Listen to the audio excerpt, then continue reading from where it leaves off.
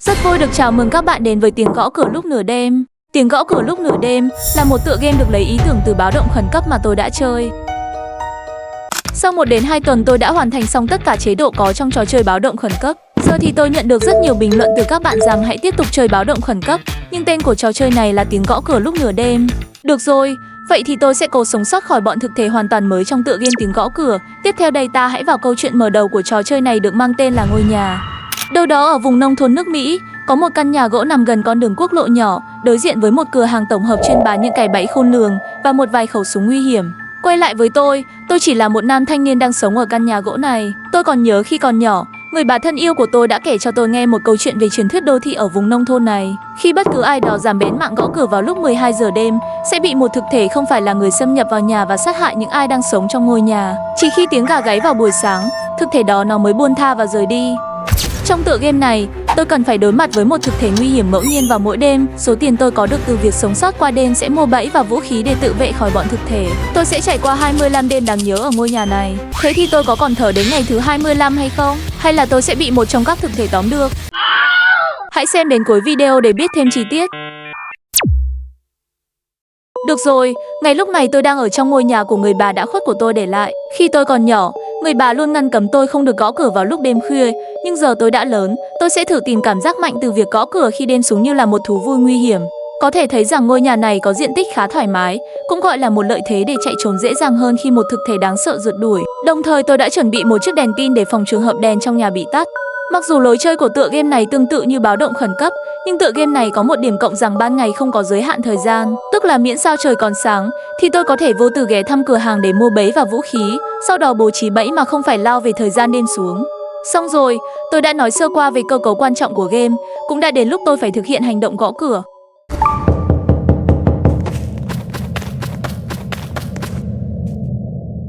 Thấy chứ, sau khi tôi đã gõ cửa, tôi liền lập tức chạy lại tảng đá này để ẩn nấp, và thực thể rất nhanh của đêm đầu tiên đã xuất hiện. Thực thể đêm này tên là búp bê yêu tinh.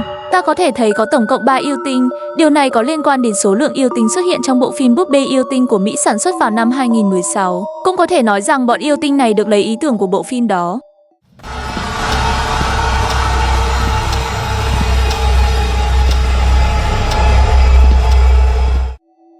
Quá dễ dàng, thời gian trong đêm chỉ vỏn vẹn 44 giây thì bình minh ngày thứ 2 đã đến. Số tiền tôi có được từ việc sống sót qua đêm chắc chắn sẽ dùng để mua vũ khí và bẫy, bẫy keo dính, bẫy gấu, đèn cung cấp ánh sáng. Như vậy là xong, giờ thì bắt đầu bố trí bẫy xung quanh nơi tôi trốn thôi. Xong rồi, mất vài phút tôi đã dựng xong một số cạm bẫy cơ bản, tuy không được nhiều bẫy nhưng nó sẽ cứu mạng tôi đấy. Thực thể đen tiếp theo đã vào nhà, tên nó là hoạt hình mèo đen. Nguồn gốc thực thể này được một người nghệ sĩ mỹ thuật tạo ra, với phong cách kinh dị và nụ cười đến mang tai. Nó khá là nổi tiếng ở trên internet và thậm chí có cả game kinh dị về nó.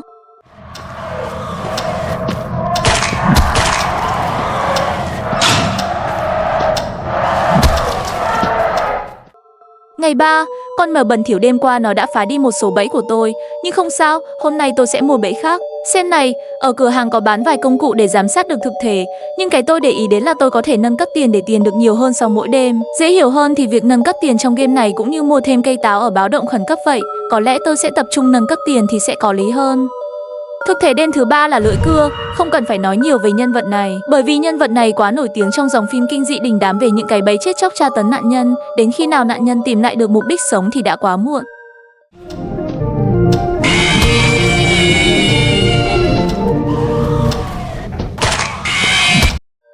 Ngày 4, trời đất.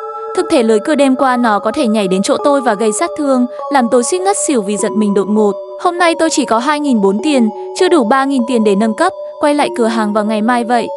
Đến với đêm nay là thực thể đã quá kinh điển trong vũ trụ Zippy Bata, đó là sát nhân rạch miệng. Đây là một trong nhân vật kinh dị nổi tiếng bậc nhất trên internet vào khoảng năm 2008, kể về một cậu bé đã giết anh trai và ba mẹ mình chỉ vì cậu yêu sự giết chóc, sau đó tự rạch miệng mình và trở thành kẻ sát nhân với câu cửa miệng hãy ngủ đi. Go to sleep. Ngày 5, cộng với số tiền đêm qua tôi cũng đã đủ nâng cấp mệnh giá tiền cao hơn, còn dư ít tiền tôi sẽ mua hết vào bẫy keo dính. Đêm nay lại là thực thể hoạt hình mèo đen. Tên hoạt hình mèo đen có hai nghĩa, nghĩa đen và nghĩa bóng. Nghĩa đen là thực thể hư cấu kinh dị, còn nghĩa bóng thì chắc hẳn chúng ta đều biết khi mỗi lần dùng mình một cái. Ngày 6, giá tiền của tất cả vật phẩm trong cửa hàng tương tự như cửa hàng của báo động khẩn cấp. Càng mua nhiều bao nhiêu thì giá bán càng đắt bấy nhiêu. Hôm nay tôi cũng tiếp tục dành dụm tiền để nâng cấp mệnh giá tiền tệ. Thực thể đêm nay là kẻ theo dõi.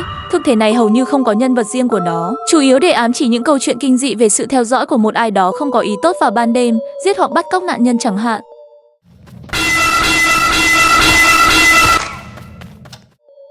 Ngày 7, thật tiếc khi tôi chỉ thiếu mỗi 16 tiền thì đã đủ nâng cấp mệnh giá tiền tiếp theo, đành lòng trở lại cửa hàng vào ngày sau thôi. Và đêm nay cũng là nó, thực thể hoạt hình mèo đen. Có vẻ như tựa game này không đa dạng thực thể như báo động khẩn cấp, chỉ thấy một con mèo đen mà đã xuất hiện 3 đêm vào nhà tôi, cũng không có gì lạ khi tựa game này chỉ mới ra mắt dạo gần đây.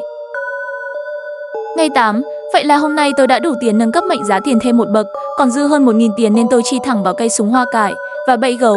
Đêm nay tôi sẽ thử dùng súng để tiêu diệt một thực thể. Đêm nay đã có thực thể mới, đó là kẻ cào xé.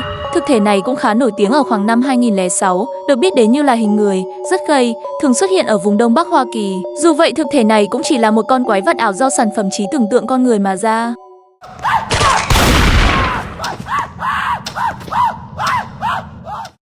Ngày 9, số tiền hôm nay tôi có đương nhiên không đủ nâng cấp mệnh giá tiền, gõ cửa và kết thúc ngày thôi. Thực thể đêm nay là người đàn ông khóc, ở báo động khẩn cấp ta có người đàn bà khóc, còn trong tựa game này ta có người đàn ông khóc. Thực ra thực thể này chính xác là người đàn bà khóc của nghệ sĩ tên bác sĩ vô danh trên internet tạo ra, nhưng trong tựa game này nó lại là một phiên bản đối lập.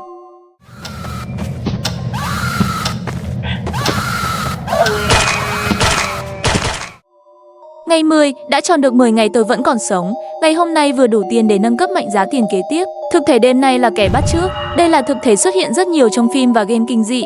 Nó không có thực thể cụ thể, chỉ được biết đến như có khả năng ngụy trang và bắt chước hình dáng con người. Thấy không? Nó đang ngụy trang cơ thể tôi, nhưng nếu so về độ đẹp trai thì chắc chắn tôi đẹp trai hơn nó. Ngày 11, không hiểu sao hôm nay tôi chỉ được cộng 50 tiền, tổng cộng hiện giờ tôi chỉ có 400 tiền. Ôi trời, rất có khả năng sẽ có một thực thể ngẫu nhiên mà tôi gặp không được cộng tiền nhiều. Đêm nay thực thể xuất hiện cũng là người đàn ông khóc, vậy là có thể từ giờ đến ngày 25 tôi chỉ gặp đúng những thực thể trước mà thôi. Ngày 12, tôi dự định nâng cấp tiền nhưng chỉ thiếu một tí tiền như lần trước, khá là hụt hẫng. Tạm biệt ông chủ quán, ngày mai quay lại. Và đúng như tôi nói, đêm nay vẫn lại là thực thể đã xuất hiện, là thực thể kẻ cào xé, không ngoại trừ khả năng trùng cuối ở đêm 25 không chừng cũng chỉ là một thực thể hết sức bình thường. Ngày 13, thực thể kẻ cào xé đã mang lại cho tôi tận hơn 6.000 tiền, nâng cấp mệnh giá tiền và mua thật nhiều chiếc bẫy nguy hiểm. Mục đích tôi đặt bẫy cũng chỉ để thử khả năng của nó đến đâu, để biết trước nhầm đối phó với đêm 25 mà không phải bỡ ngỡ. Được rồi, đêm nay ta có thực thể mới, tên là người đàn ông cao. Thực thể này ám chỉ đến rất nhiều loại quái vật thực thể kinh dị có chiều cao khắp người. Nhìn chung loại trang phục của thực thể này đang mặc rất có khả năng nguồn gốc ở trong bộ phim kinh dị giật gân, mang tên Người đàn ông cao lớn do Canada, Pháp và Mỹ sản xuất vào năm 2012.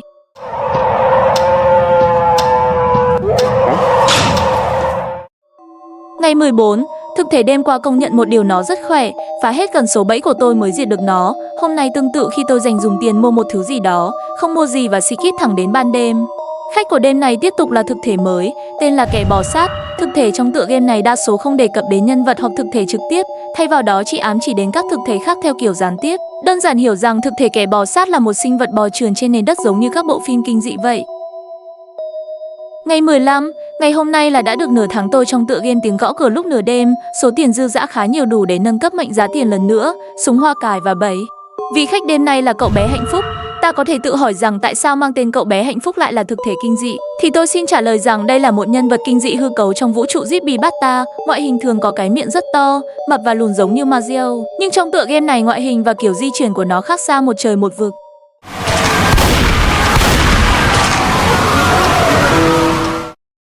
Ngày 16, công sức tôi bỏ rất nhiều tiền để nâng cấp mệnh giá tiền đã giúp tôi hiện giờ kinh tế đi lên hơn. Sáng nay tôi mua súng và bẫy để đối đầu với thực thể đêm nay.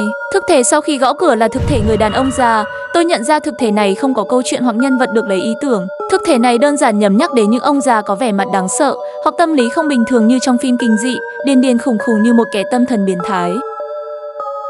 Ngày 17, chúa ơi, dường như thực thể ông già đêm qua thậm chí còn biết bắn súng. Tôi vừa thấy lão cầm súng bắn về phía tôi thì trời đã sáng, không kịp để thử sức với lão. Được rồi, giờ thì tôi không cần phải nâng cấp tiền, từ giờ đến ngày cuối chỉ tập trung mua bẫy và vũ khí như cách tôi thường chơi. Đêm nay là thực thể kẻ bắt chước, mặc dù nó nguy trang khá tốt về ngoại hình, nhưng cách di chuyển chưa sửa lại được, vẫn kẹt một chỗ như lần trước. Ngày 18, chết tiệt, cứ mỗi khi gặp thực thể kẻ bắt chước thì tiền từ việc sống sót tăng lên chỉ vài chục đồng, không đủ để mua cốc trà đá, huống chi mua bầy với vũ khí. Đêm nay là thực thể kẻ theo dõi, tôi hy vọng rằng thực thể này sẽ đem tới phát tài cho tôi. Sắp đến ngày thứ 25, tôi cần chuẩn bị rất nhiều thứ. Ngày 19, thấy không, thật sự thực thể kẻ theo dõi là thần tài đích thực, tôi có hơn 3.000 tiền từ nó, tranh thủ bố trí bẫy như kế hoạch đã lên sẵn. Cũ nhưng mới nhưng cũ, lại là thực thể người đàn ông cao lớn, tôi có thể thấy mức tiền màu xanh lục đang tăng lên chóng mặt, cứ đà này thì tôi dễ dàng chinh phục được chế độ này thôi.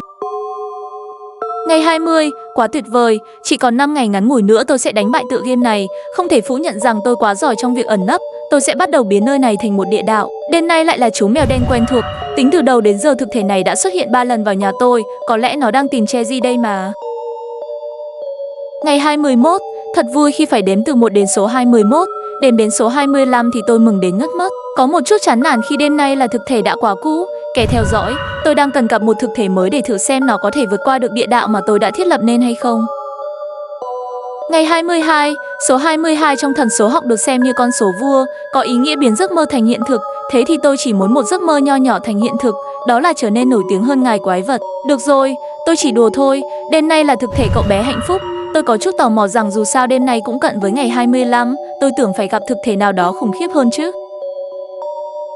Ngày 23, phải nói rằng tôi rất thích cơ cấu của game này khi buổi sáng, không phải chật vật dựng bẫy nhanh lẹ như báo động khẩn cấp. Nếu chấm điểm về độ khó của báo động khẩn và tiếng gõ cửa ở thang điểm 10, thì báo động khẩn sẽ là 10 trên 10, còn tiếng gõ cửa chỉ là 4 trên 10 thôi. Ôi trời, thực thể đêm nay là búp bê yêu tinh, không gặp lại thực thể này cũng có một chút nhớ nhung, dù gì thực thể này từ đầu đến giờ chỉ vào nhà tôi đúng một lần duy nhất. Ngày 24, nói gì đi nào, có phải muốn nói rằng tôi quá hay phải không? Sống sót được đến ngày hôm nay đã là một chuyện dễ. Sân nhà của tôi từ khi tôi nhúng tay vào, chưa hề thấy cỏ mọc lên cả, bởi vì không còn chỗ trống để mọc lên. Đêm nay chỉ là thực thể người đàn ông khóc. Tôi có thể biết trước rằng đêm mai cũng chỉ là thực thể tép diêu nào đó. Lý do thì tựa game này quá dễ hơn cả mong đợi dành cho người mới như tôi. Ngày 25, đã đến được ngày hôm nay nhờ vào công sức của tôi, và quan trọng nhất là những con người đang xem từ ngày 1 đến giờ, tôi rất cảm kích vì điều đó. Bẫy tôi cũng đã dựng gần như xong, để xem đêm nay thứ gì sẽ tìm tôi nào. Oh my god, đồ tôi chắc, thế quái nào đêm định mệnh cuối cùng chỉ là thực thể kẻ bắt chước vậy? Kiểu này thì những khẩu súng tôi đang có trong người sẽ bị uổng phí rồi. Cảm nhận của tôi khi đã sống đến được đây không phải như trải qua 25 đêm thử thách, nó giống như trải qua 25 đêm kể chuyện thì đúng hơn.